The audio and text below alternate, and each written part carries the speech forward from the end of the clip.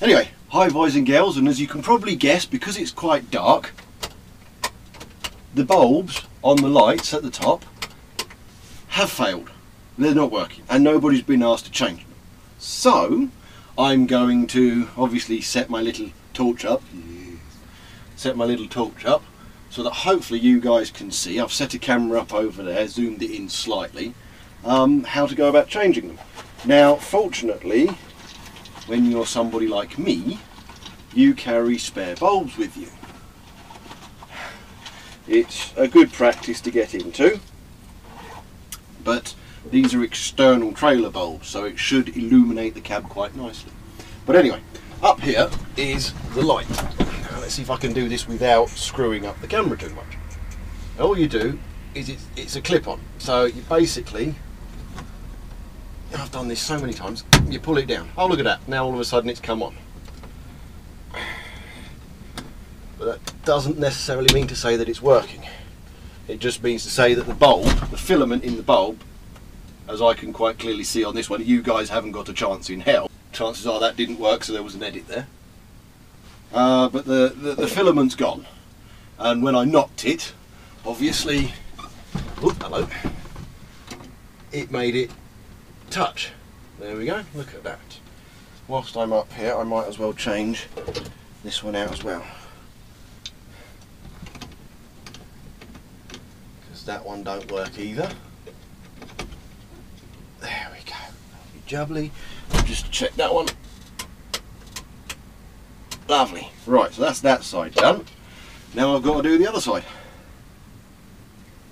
Oh yeah, before I forget, it's quite simple to put it back on. There you go. It just clicks in.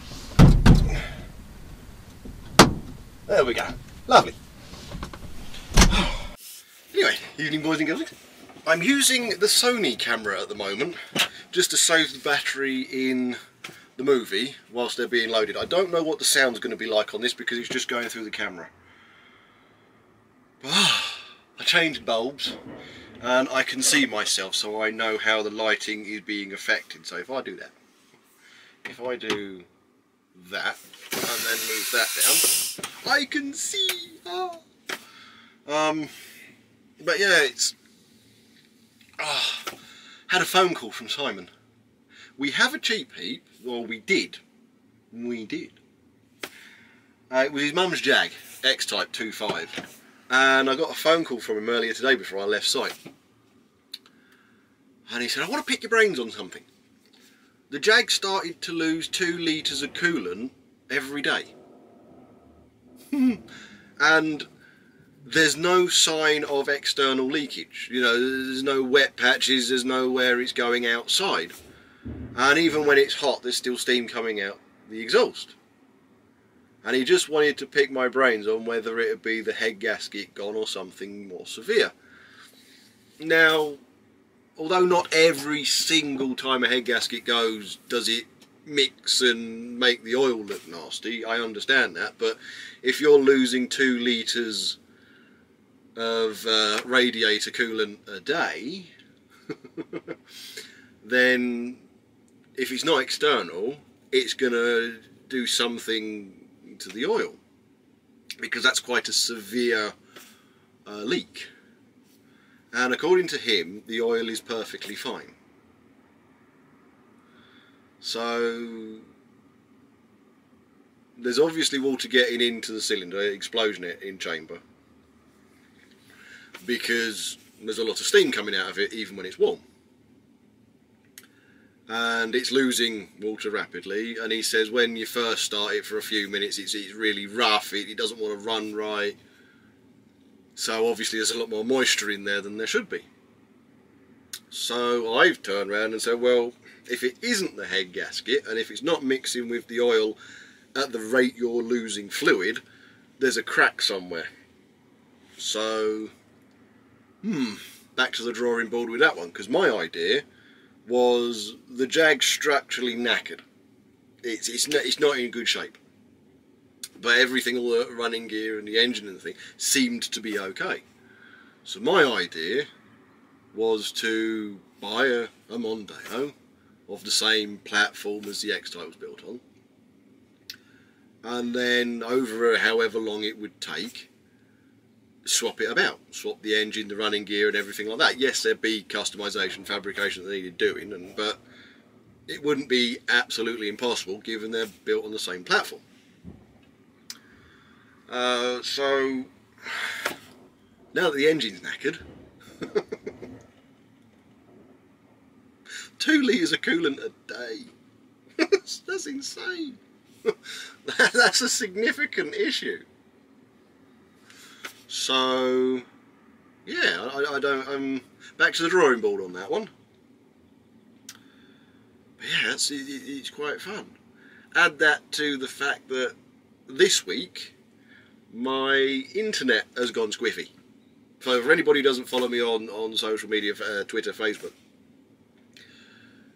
the reason there wasn't an upload this week is because my phone line became as dead as a dodo and my internet stopped. Just stopped. So yeah, that's why there was nothing from me. Well, obviously not this week that you're watching it, but the previous week, because I couldn't do anything. So yeah, so a couple of drawing board moments this week. But yeah, anyway, I'm going to have to set my forward-facing camera up now.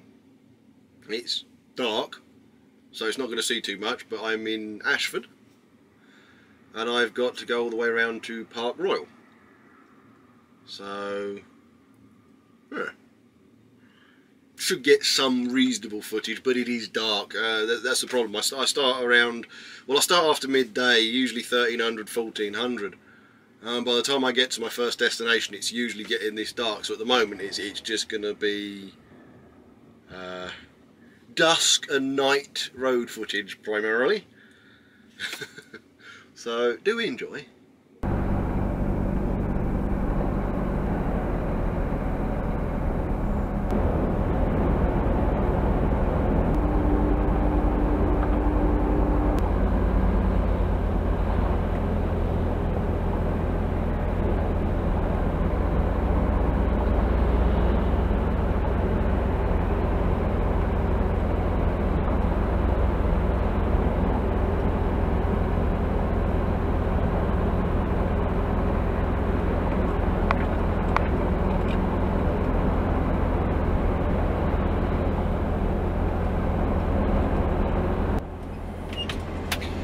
Anyway, made it to my destination for collection, and I'm in a queue.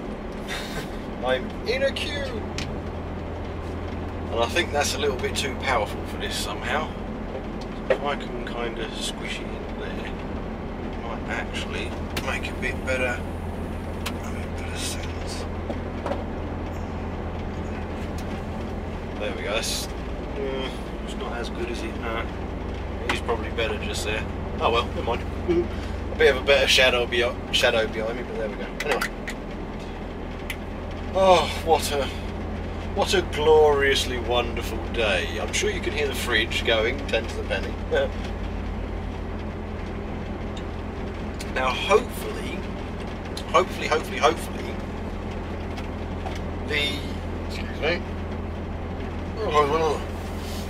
the sound won't be as bad as it is when I use that with the digital microphone. You see, this microphone, I'm going again, and I shouldn't do that, many apologies, but this microphone is actually for a GoPro, and this is clearly not a GoPro. And so I'm actually going to use the Sony camera for what I originally bought it for. See, when I started doing this channel, this was what I had. This is what I used, save for the microphone. And I decided, before obviously the banning that I experienced from the wholesaler, that was very nice, I invested in this Sony to specifically use it to do this. because I can see myself. I can see the screen, I can see how long I've been recording, I can see how much battery power there is left, the whole skiboodles, and it's brilliant. I can see how well illuminated everything is. So is it better like this? Well, no, because I've got a massive shadow going down there. Is it better like this? Well, the shadow's behind me. That's why I bought this camera. And the standard microphone, well, I've used it in my living room, it's quite good. I mean, I don't know how good it is against the fridge in the background, but there's not much I can do about that. I'll do fridge box work. And bloody orange juice. And I've got to leave the fridge going because that didn't work, did it? Because this place likes a printout. Most fridges, virtually all fridges to be fair, have I can't remember what it's called now, but it's, come on out you come. It uses print rolls like this. Can't exactly remember the name of it. Why have I forgot the name of it? It's really annoying. But basically, you get a printout and it tells you the front temperature, the back temperature. You can print out what it's been running like for the last day, week, month, however long. It records everything. And this particular place likes a printout, so as they can put it on their paperwork saying, at point of loading, it was 3 degrees front, 3 degrees rear, whatever. Because that's their tolerance, they like 3 and 3. Which is quite fun, given this is a single fridge, if that makes sense. It's only got one evaporator in it. It doesn't have a back one, it doesn't have a second compartment. Because this isn't a 6 series, is it? No, it's a 7 series, yeah. So, it's going to have a front and back temperature, but there's not much I can do about the back one unless it's been running long enough. And I've had to sit here before now for 45 minutes, what's the point? Put that on POA because there's a vehicle in front of me. I've had to sit here for 45 minutes, about an hour style thing, waiting for the back to cool down. It's really annoying. But you can understand it, it's their products, they want to maintain the chill chain. I nearly said that wrong then. The problem is, and this is the argument I've had with them on several occasions, especially when you're given this as a last minute collection and once you're done, you're finished and you've got to sit out for an hour or so waiting for the fridge to cool down. What happens when you open the back doors? Because we don't go on a dock in this place. That's the funny thing. We don't go on a dock. We we reverse into the yard, open the back doors, climb up the ladder, and hold on a minute. Unload as they load with the pump truck as they put the pallets on. Well, whilst the doors are open, the temperature disappears. So it's really annoying, especially when you're 3 at the front and 5 or 6 at the back, and you got, like I said, one fridge. You don't have a rear evaporator. It's, well, hold on a minute. Okay, it's 3 at the front. The fridge is set to 3. You can see it's running at 3. When I open this door, by the time we've loaded, it's going to be plus 10 or whatever the outside temperature is, and it's got to go back down. And if it's going to take me 45 minutes and hours sitting outside waiting for the, you know, the chiller to cool down again to the acceptable temperature for you, well, it's only about an hour from here back to base. So it's quite fun, really. But I've remembered I haven't done something.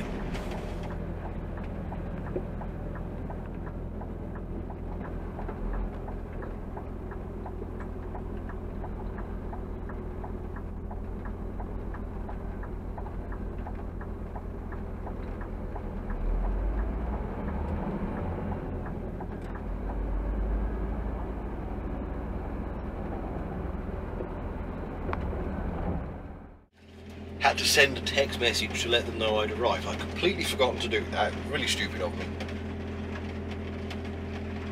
I have attached a camera to the back of the passenger window. I don't know how that's going to have picked, what it's going to have picked up, how it's going to have picked up.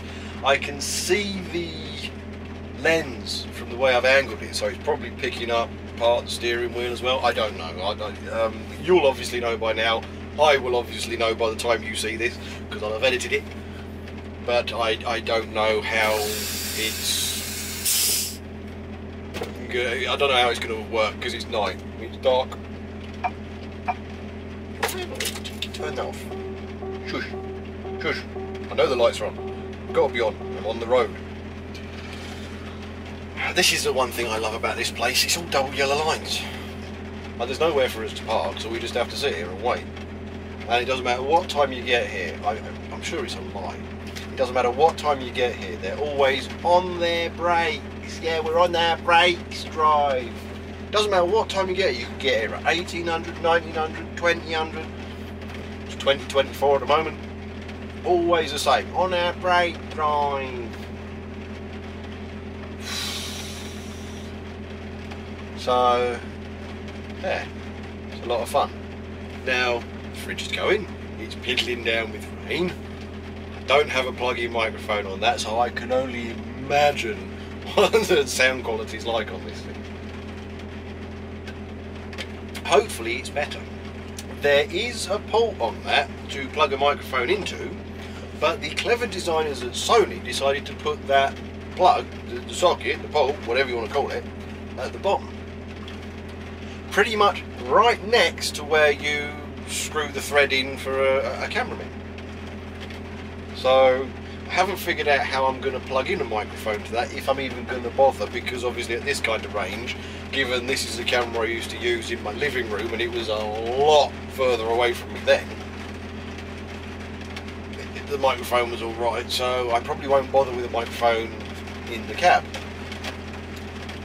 But this rain is going to get really obnoxious, because I don't know, like I said, I have no clue. I've never even tested this in a cab before. I've had it over a year. What's wrong with me? I'm just an idiot. Yes, I'm just an idiot. But I don't have a clue how bad that rain is going to be. Hitting the windshield, obviously it's hitting the roof.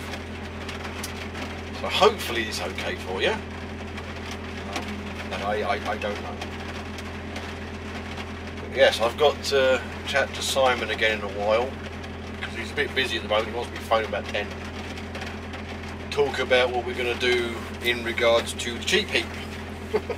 Because if the engine's gone, if the block is cracked, and the way he's describing it, it's 2 litres a day, average, average use. And it's not leaking externally. There's no obvious wet patches or anything under the car. If it does, it's yeah. There's something significantly wrong with the engine. So I've got to discuss what we're going to do about that. Now this is going to irk some of you. I know it is. I've put I've put a suggestion forward. I think is the correct terminology. Vauxhall Omega. But they're cheap and they're huge. You've got a big wheelbase to deal with. But again, it's a Vauxhall. And I always used to, when I was growing up, when I was ickle, I always used to like the Vauxhall Senator. Can't really find many of those anymore because they all just succumbed to rust or blew up.